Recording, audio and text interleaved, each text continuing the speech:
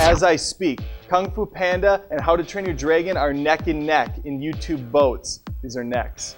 I was curious to see if this could happen twice. I didn't realize there was such equal praise for both these franchises. So here we are again, at the turn of the tide, to do How to Train Your Dragon 2 versus Kung Fu Panda 2. Let's feud.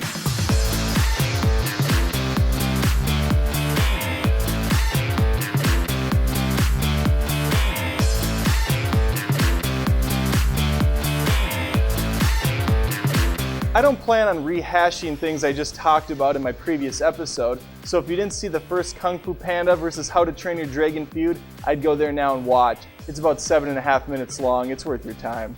In fact, I'll wait. Let's go ahead and open a new tab or browser window, whatever. I'm fine, I'm just chilling, it's cool. This joke run its course yet? Okay, let's move on. Our leads remain the same, with Hiccup, still a stupid name, and Po remaining as cool as ever. Hiccup has actually undergone quite a bit of changes. It's like Extreme Makeover Dragon Edition for this guy, in both terms of looks and demeanor. It's been 5 or so years since the events of the last film, and in that time, Hiccup has become a much more confident young man who now rocks a pretty sweet fire sword. That thing is hot. Burn you if you touch it. It's made of fire. His girl and the rest of the cast are here as well. They've undergone the same treatment as him. Personality-wise, they remain pretty much the same as the first film, providing mostly comedic relief, such as the love triangle between Snotlout, Fishlegs, and Roughnut. New to the series is Hiccup's mother Vulca, voiced by Cate Blanchett. I'd say that was a spoiler, but every freaking trailer ruined it for me, so I'm going to ruin it for you, in case you dodged every How to Train a Dragon 2 trailer and are watching this before seeing the film, which is just foolish. What's the point? Go see it, then come back. I'll wait. It's like a 2-hour film plus drive time. Yeah, I'm doing this joke again. Po is still a lovable oaf in Kung Fu Panda 2, but he also gets a healthy dose of character development. Now, he doesn't get a cool fire sword, but he does learn a new ability. He can transfer water around his body and move cannonballs. So there. The rest of the Panda lineup is back too, with Angelina Jolie's Tigress once again stealing every scene she's in, with her toughest paws persona and her kitty can scratch fighting skills. Who the hell is writing this stuff? I'm up here in front of the camera, reading off a teleprompter some of the dumbest lines in the world. Toughest paws? Kitty can scratch attitude? Skills? With a Z? Get out. All of you. Get the hell out and use your skills somewhere else. You're fired. Sorry, I'll continue. New animals include a big ox voiced by Dennis Haysbert and a master croc voiced by freaking Jean-Claude Van Damme. How to Train Your Dragon 2's bad guy is rough around all edges. He's a conqueror who doesn't see anything good in man nor beast. He goes by the name Drago. Okay, that's one less letter than Dragon. Possibly the laziest villain name they could ever come up with. What's Kung Fu Panda's bad guy's name? Pan? Fortunately, no, that's not the case. He is a peacock by the name of Shen. He wins the villain department, as Drago is extremely one-dimensional, whereas Shen has true motive and a reason for his actions. It also doesn't hurt that Gary Oldman did the voice.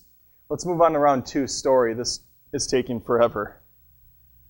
And I have no one to bring up the story bumper. Chagan, can you come back? You're not fired for the time being. Pop up round 2 when I tell you. Okay, and you just did. Oftentimes sequels play it safe, just rehash jokes and sometimes plot points from the first films. Not these two though. Both Dragon and Panda go darker with their second outings.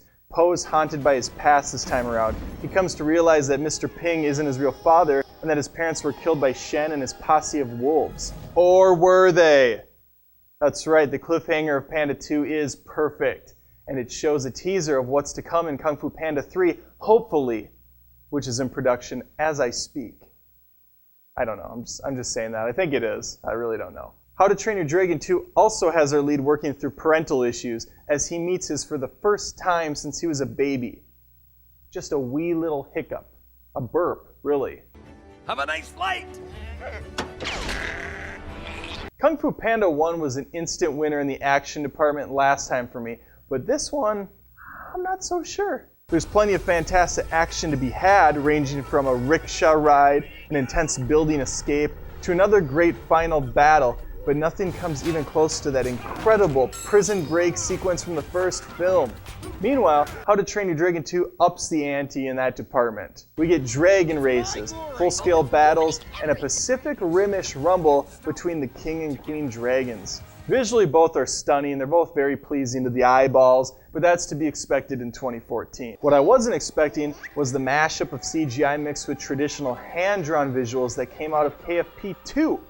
It worked really well, and it was not overdone. I was also happy with the revisited character models they did on the How to Train Your Dragon cast.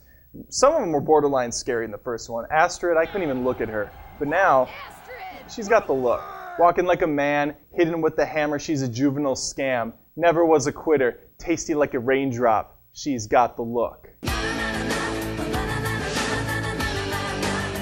Why do I even do this category? It's so boring for me to talk about. I was taken aback with How to Train Your Dragon's music on the first go-round. Taken aback. The sequel never did that though. It was still very nice on the ears, but I don't get that wow factor I did when I watched the first movie. In terms of quality, I say they're about equal. If my thoughts and feelings were converted into a Pokemon, they'd be purple and anamorphic, because it's Ditto. It's the same. That joke land, the kids, they like Pokemon, right? I don't care. Pokemon the movie is better than Pokemon 2000 for all the reasons I listed above. It's What episode is this? Alright, we're feeding the animals. I really like the first installment of both these franchises, and I think these two sequels are worthy follow-ups. Are they better even?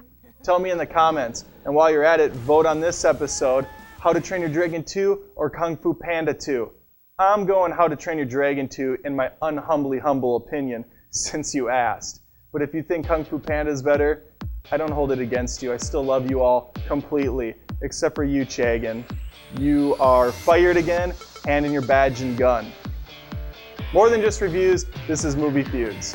Why do I give you guys guns still? Or badges? It's a waste of money.